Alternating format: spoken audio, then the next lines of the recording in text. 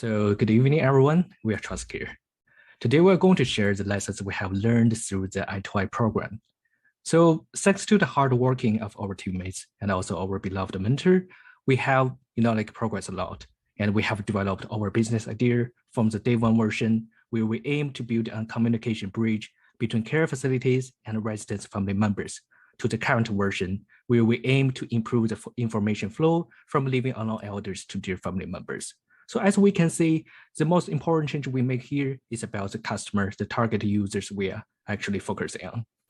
So the number of total interviews we have so far through the program is 39. This is our initial business model canvas for the day one version.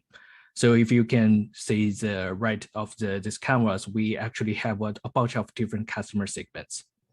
So that's because at first we think our technology is actually broadly applicable to different situations, and we can actually bring benefit to different kinds of people through the entire senior care process.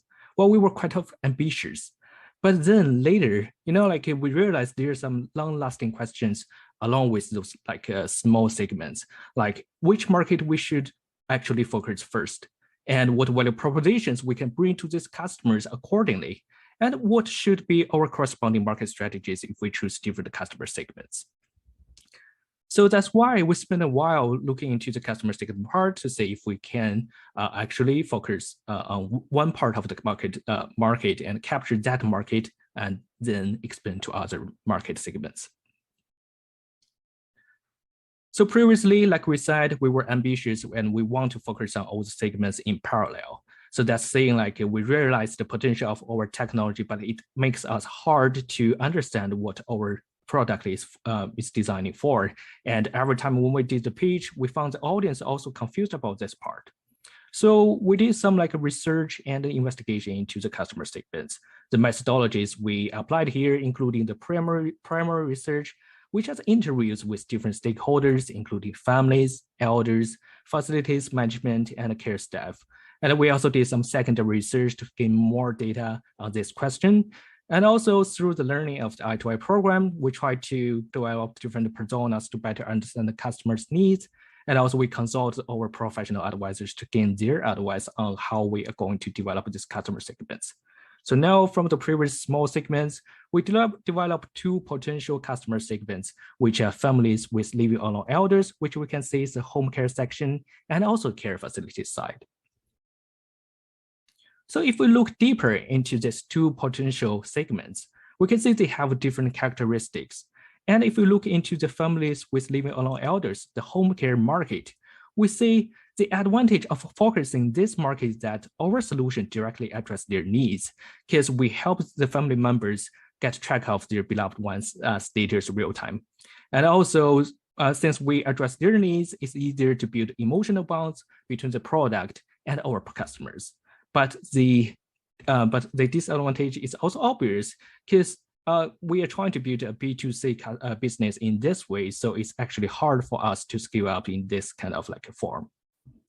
For the care facilities management, for the care facility market, actually we can see the disadvantage is actually that their needs are more finance driven, and our solution is not that easy to attract their willingness to apply our solution, unless we can think about more how we can bring revenue to their business. But it's admitted that the care facilities are perfect platforms to scale up our business because they already have a stable customer base. But there are also some potential regulatory concerns about applying the technology in the care facilities. And in this way, the business is going to be run in a B2B way. So after considering all of this advantage and disadvantage, and also if we can actually smoothly run our business, we decided to focus on the home care sector first. So let's say we have made a huge modification on the customer segment side. So accordingly, we have to change the value propositions we bring to different customers. So previously, we thought we can focus on the facilities and the family users both in parallel. So we decided to bring different values for different customers. But now, since we focused on helping the family members to get track of the elder status, so now we just focus on bringing some advantage to their side. So We help them better deal with the elders' emergency cases. We help them learn about elders' real-time status, about their daily actions. And also we bring the privacy preservation with our technology. And about the revenue streams, because previously we treat like the family members as the direct customer, and also we want to use the facility as the platform to resell our technology to different like customers.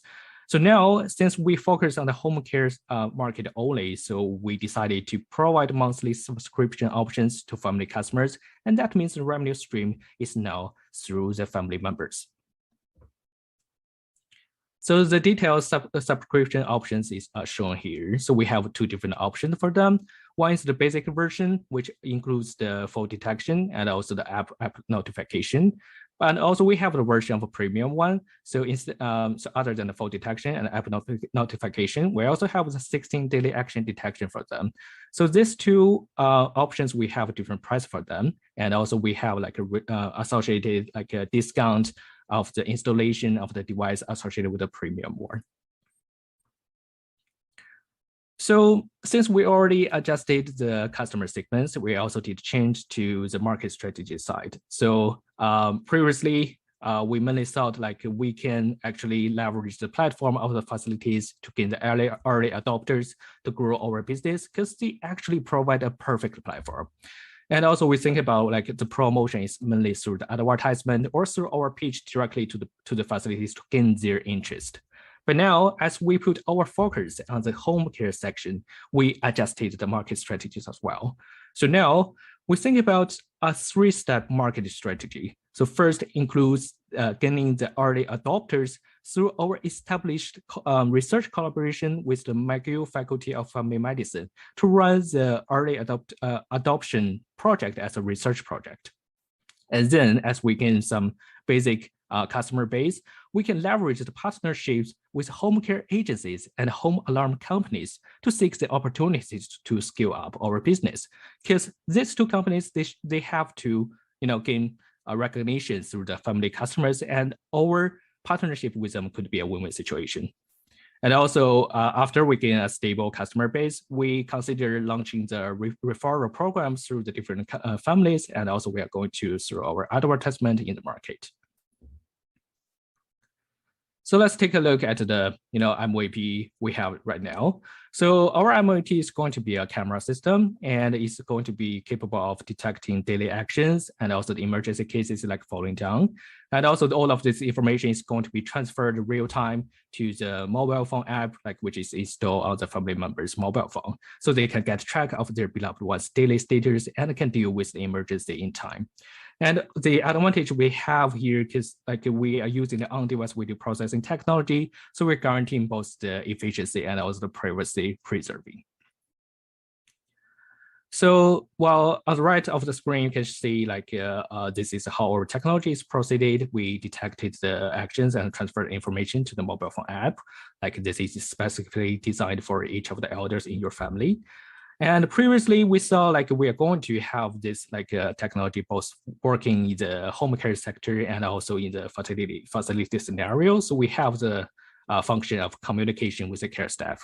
But now, since we are focusing on transferring the information from the elders to their family members, so we have the focus on reviewing the elder status with like a fully autonomous and intelligent form. So we do not need any wearable devices. All of this is like proceeded with any human operations. So the progress we have made right now, we have finished the model training on the academic data, and also we have tested the model with our own testing videos. So you can see the videos we show here is like recorded by ourselves, like other team members. And also we already finished the app design, and later we are going to proceed the testing stage to gain more like a stable performance review. So if we look at the initial target end users right now, if we consider like we are focusing on the living alone elders sector, we have 26% of them of the whole Quebec population. So, and also if we consider the interview and the survey results, where we got 87% of the population have smartphones. 89% of the family members actually willing to use our system, and 67 of the elders actually give consent to be observed. We have initial target market of like over 233,000 population. So that's like a huge market. And last but not least, let's take a look at our finance and operations timeline. So we're going to take our first year mainly on the proof of concept, and we are going to run different testing. And then we are going to run our pilot project and release our first version through the second year. And the third year, we are going to focus on the scaling up of the business. So this 3 years is based on different resources of the funding. The first year, we're going to run mainly through the competitions and also grant we gain from the school. And second years, it's going to be a research collaboration funding and also from the competitions. And third years, we are going to seek the opportunity for more business investment. So this is our team. We have different capabilities from the management as leadership operation to some technology expertise we need. So that's guarantee we can run the business smoothly and successfully. Yeah, I guess that's it. Thank you for listening, and thank you for all the efforts you made to run this I2I program successfully. All right. Okay. So here we go. In order to recap the progress we've made over the last few months, the first thing I'd like to kind of get into really quickly is to underline the fact that even the very description of what we're fundamentally doing has actually changed. When we started this program, our focus is primarily on hydrogen and hydrogen technologies. We wanted to provide a long-range, turnkey, hydrogen-fueled Class 8 solution to fleet operators. After 20 interviews with clients, manufacturers, we realized that, well, there are many issues that we have to deal with when it comes to this project, both from a technical and from a business standpoint, which essentially caused us to review our short-term and long-term vision. So instead of focusing solely on hydrogen and reinventing the wheel, we began to realize that we could take advantage of and complement battery electric trucks.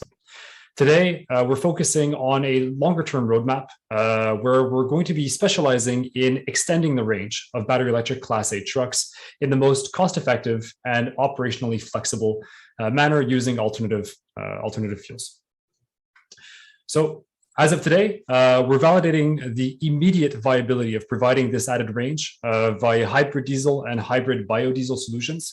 But we're also keeping a long-term eye, if you will, on a possible transition towards hybrid hydrogen solutions, which we think we can transition over to in the next decade. Next slide, Alex. So when we started things off, we only half realized how little we knew about the market we're attempting to address. And so we set off with a few hypotheses to validate. The first hypothesis that we made is that companies are willing to pay a premium for cleaner transportation solutions. So we set out to determine what kind of premium they would pay, only to find out that they wouldn't, because any marketing benefit that they would get from being green, quote unquote, would actually be offset by the risk that they would be exposing themselves to. In fact, we confirmed that a significant cost saving would actually be required in order for this green tech, or the green techs that we were proposing, to be adopted. So big learning point there. The second hypothesis that we had made when we started off, or when we set off in this program, is how we would actually be segmenting the market. And it turns out that we actually started things off with a market that's way, way, way too broad. And so that market got segmented as we did our research, as we were talking to clients, and actually got smaller and smaller due to various elements. There's the dilution of risk, which segmented our market by fleet size. Alex is actually going to get into that a little bit later.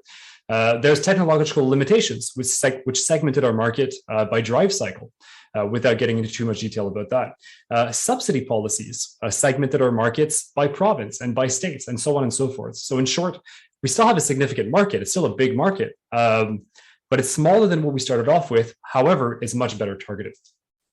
Thirdly, we set a bunch of hypotheses pertaining to the persona we would need to convince in order to purchase our future solutions. And in that regards, we made some adjustments, and without getting into too much detail, we significantly improved our understanding of the procurement process, behind large fleet operators. Sorry about that. Next slide, Alex. So when it comes to our value proposition, so there's the business model canvas we just went over. When it comes to our value proposition, as you can see by the amount of red that's on this slide, there's many things that we decided to revise through the conversations that we had with various clients. When we set off in this program, we thought that we were coming to the table with 3 customer pain points. So I'm focusing primarily on the bottom part of the slide here, the pain relievers and the pains. We thought we were coming to the table with 3 customer pain points that we could relieve. The first is the high cost of fuel. The second that we thought we were relieving was the fact that customers, that our customers' customers would be demanding higher environmental standards. And the third pain point that we thought that our customers were going to be dealing with or were dealing with was essentially policy, which would also be demanding higher environmental standards. So although the cost of fuel is definitely a pain point, and we confirmed that over and over and over again in many different interviews, so we got that one right, policy also boils down to cost at the end of the day, and that's all that our customers really care about, since we also learned that a lack of green branding is definitely not a pain, but rather something that probably falls more under the gains, which at the end of the day, the gains that we'd identified weren't really relevant at all. I say our customers only care about cost. It's not entirely true, but for sure, when we're talking about a business and when we're talking about a major cost that is the cost of the transportation in transportation businesses, obviously cost is a very big driving factor. And that's it for myself. Over to you, Alex.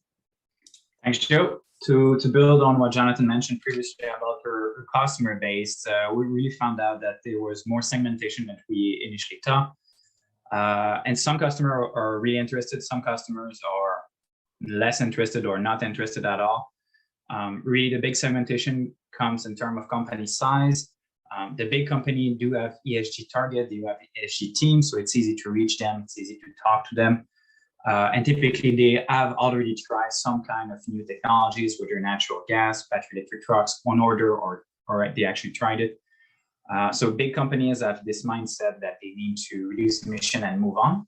And they're also most likely ready to take more risk. Whereas small company, typically they will buy used trucks. So already that's a big, I'll say, issue for us because we manufacture new trucks. But on top of it, they really have an extremely optimized use for this truck. And so their appetite for risk is extremely low. They operate on low margin, extremely low cost. So really trying to get to those customers first will be a challenge. So really what we decided to do is to target big customers such as Purolator or Walmart Canada, Loblaws, Canadian Tire, and the likes that are more likely to be interested by our product.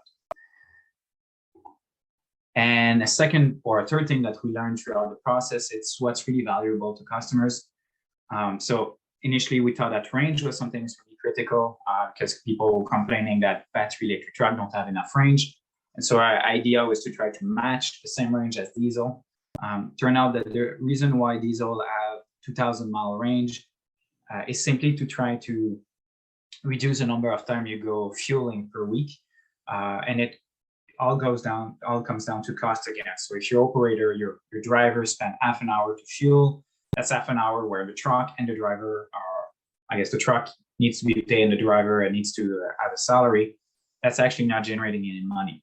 So if you can have a bigger tank and avoid having the truck immobilized during the day, that's even better.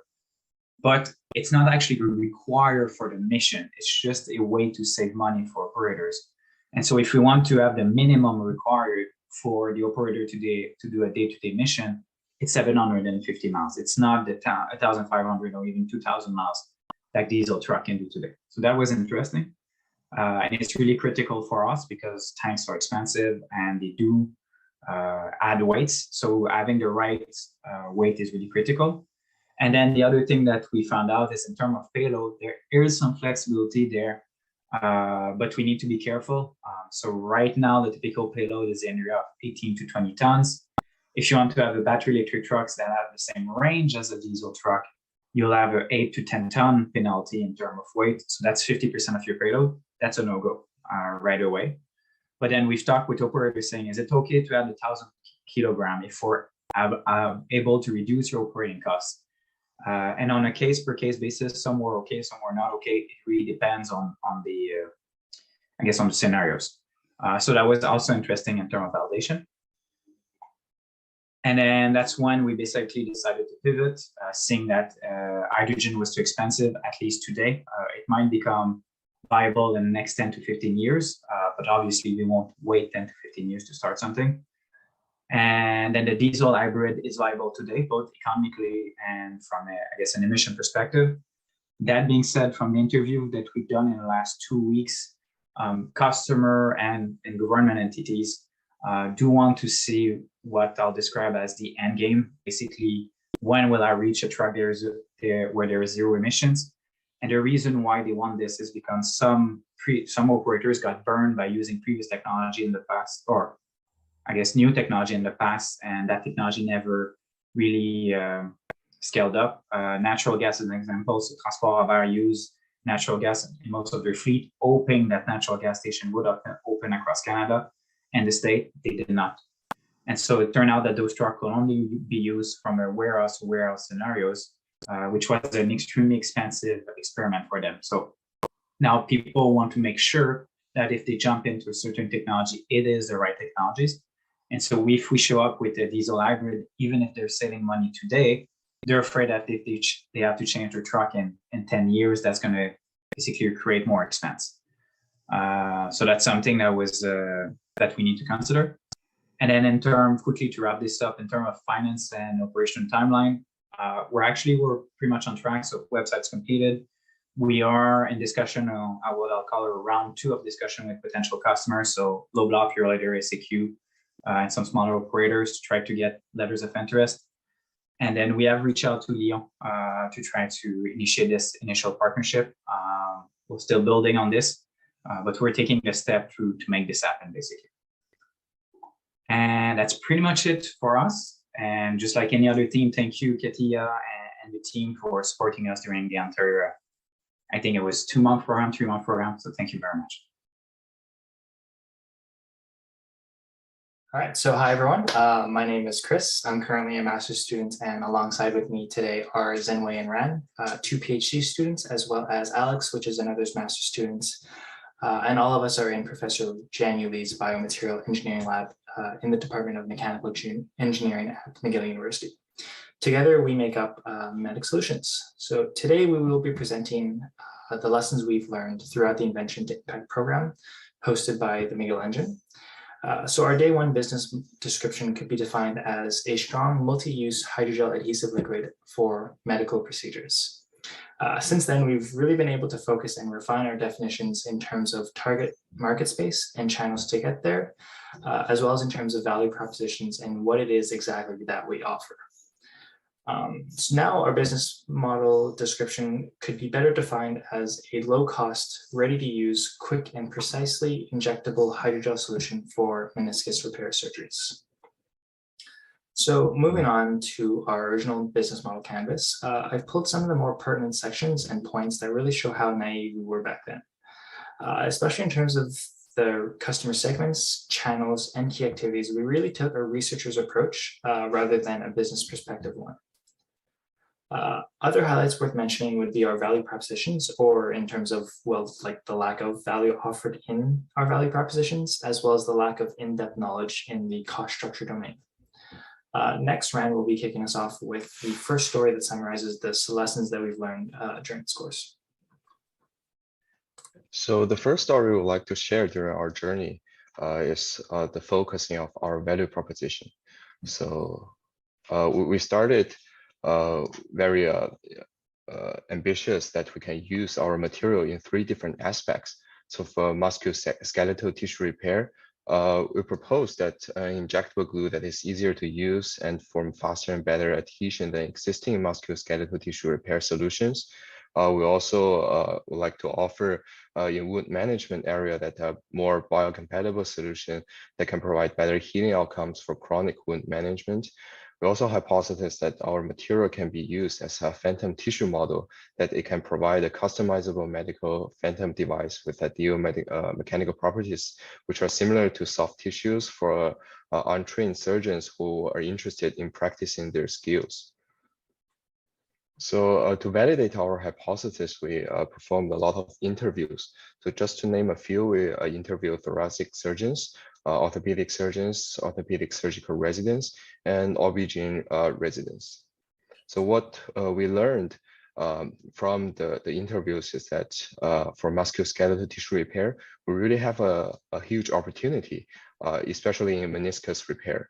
So we learned that some meniscus tears are unable to repair by sutures, and thus what they perform is a procedure called meniscectomy, which is to cut the tear tissue, which is very invasive, and 20 to 25% of the repairs fail and lead to secondary meniscectomy. And for wound dressing, what we learned is that sutures and medical staples in surgeries can be performed really quick, and the procedure is well established. The market is really existing and well established, so it is very competitive and hard to let us go into this market. And for phantom tissues, it is really not what we thought. We thought that the phantom tissues are bought by the surgical residents or surgeons who want to practice their skills, but actually they're provided by companies to surgical residents when the companies want to promote their new medical devices. So at last, and also what we learned from our mentor is that we need to focus our hypothesis. This is because different products has different regulations, different customer segments that we need to focus on. So for example, the implantable hydrogels for meniscus repair belong to a class 4 medical device, while the wound care, it belongs to a class 2. And for the phantom tissue model, it really belongs to a really different customer segment and a different market. So at last, we focused our the final value proposition we proposed. Next slide, Chris, please. Thank you.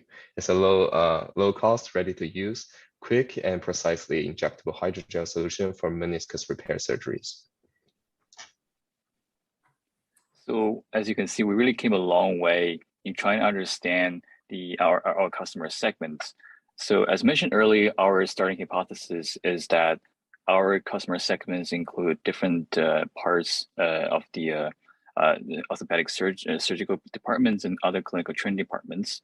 But since then, we trimmed down our value proposition and really focus on meniscus repair. During this process of interviewing surgeons and residents, medical students, and with different backgrounds, and also healthcare authorities in Canada. So we really learned a lot about how the decision is made during the procurement process, which actually involve a very complex purchasing decision tree. And it also varies among private and public hospitals and clinics in the States and in Canada as well. So since then, we are really trying to identify what is really the key opinion leaders in the field. And we have started to collaborate. We have started to collaborate with these key opinion leaders, these KOLs, and we realize how critically important they are, especially for the early adaptation and optimization of our products in the hospitals and in the clinics. So here is just this brief summary of the highlight of our KOL opinions.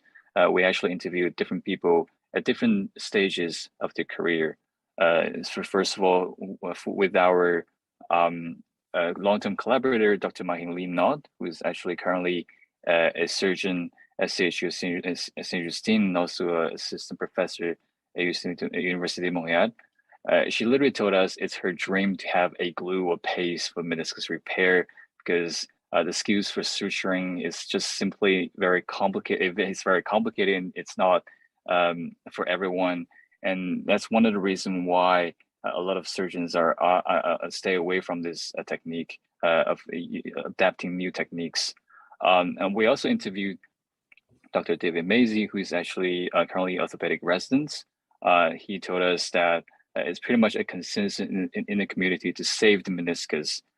So he really hoped that there's going to be an easy-to-use gel patch or glue for meniscus repair, so they can actually influence and persuade more surgeons to actually conduct meniscus repair surgery instead of meniscectomy. As mentioned earlier, they are very invasive and has very, very bad long-term consequences of tissue degeneration in the knee space. And eventually, we also interviewed Dr. Michael Weber, who is not actually a specialist in meniscus repair, but in intervertebral disc repair, which is also a very important musculoskeletal tissue.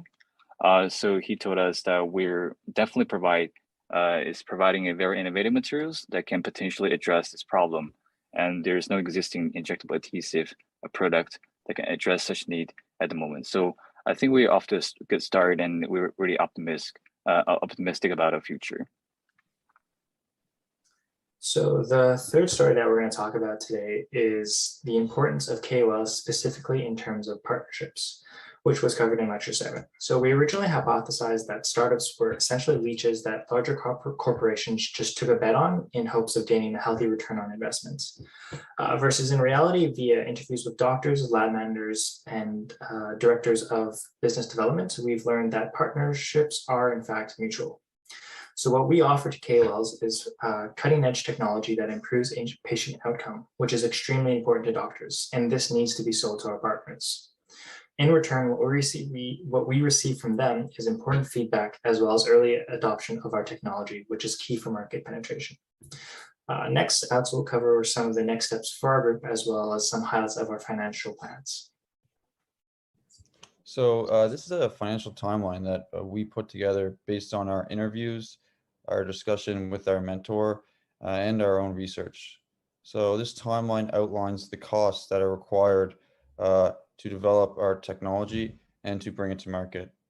So we actually learned a lot from this exercise. Simply the very large costs that it will require for this type of product to be brought to market to pass the clinical trials and obtain the FDA clearance. So the next steps for us as of right now is to further develop and research our technology by optimizing the material properties for meniscus repair and also validating our key value propositions. We also want to continue with the provisional patent filing with the collaboration of the McGill IP department. And we also, in terms of funding at this point, we still mainly rely with our scientific and clinical collaborators, but we also are hoping to seek other funding sources. And then we also hope to, in the future, apply to other entrepreneurship programs in Canada, like the Dobson Cup and JLabs. So this concludes our final presentation in this program, and I would like to thank my group mates, our mentor Stuart, our supervising professor, Professor Lee, the McGill Engine for hosting this program, and all of the mentors, as well as all of our classmates for the feedback and continuous motivation throughout the course. As always, we'll be happy to answer any questions there might be. Thanks. Hello, my name is Sebastian. I'm representing Team Bandits, which is composed of myself, Sławomir Pilarski, and Daniel Varro. And today I'll be telling the story of our journey from day one, where we started with an automated decision-making solution with many applications, but no real business problem, until now, where we're working on optimizing decision-making and pricing in the retail market via artificial intelligence. So at the beginning, we started off with kind of a technological solution that had been part of our work from my PhD research. And we really felt it was a hammer with a value proposition of improving decision-making in the presence of delay. We looked at a lot of different potential problems and spaces as nails, but we didn't really know any space. We were just kind of in the cloud of areas, which included telecommunications, healthcare, finance, and others. But with the help of discussions during this program and with the help of our mentor, Derek, we focused on an area of retail management. And the story of our journey is kind of composed of 4 main chapters, which I'll talk about in depth, but it's composed of pivoting to A/B testing, focusing on retail and as a beachhead market, then building a collaboration with a local Montreal startup called Tour Bodega and defining their customer problem, until now, where we've received real retail business data from Turbodega.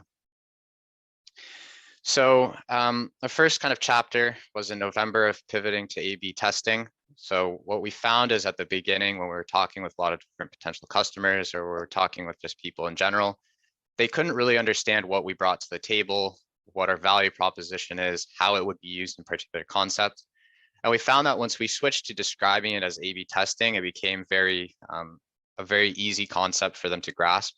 A/B testing was known in marketing, it was known in the finance industry, as well as retail.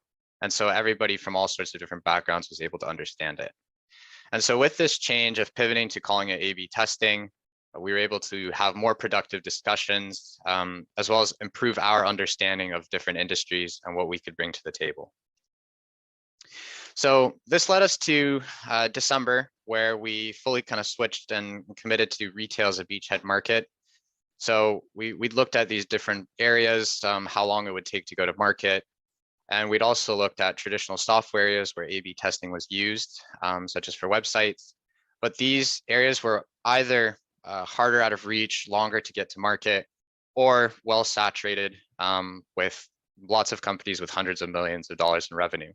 But what we found was that the retail landscape has relatively few competitors doing similar things. It's a large existing industry, and they're already looking at trying to improve their decision making because it's inherent for them to maximize their margins and profits. And because they also have a lower technical talent in the industry, it makes them more willing to create partnerships and work with other companies to try and achieve these goals. So as a result of this, we really kind of honed in, set a focus, and started in our next kind of direction. So then this led us to January and February, where we really worked on developing our collaboration with Turbodega and defining them as kind of our first target customer, or looking at what a customer would look like and what kind of problems exist in the space. And we expected that there would be a lot of different optimization problems in the retail space, and we found that that was in fact true. There were many things that we hadn't even thought of.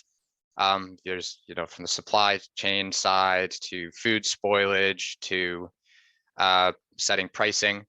And so there's a lot of these different problems, and through other customer interviews, we were able to find also that these are common problems that exist in the industry.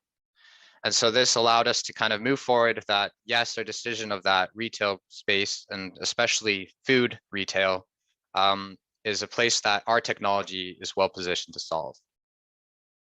And now we come to March. So earlier this month, we started receiving our first retail business data from Turbodega.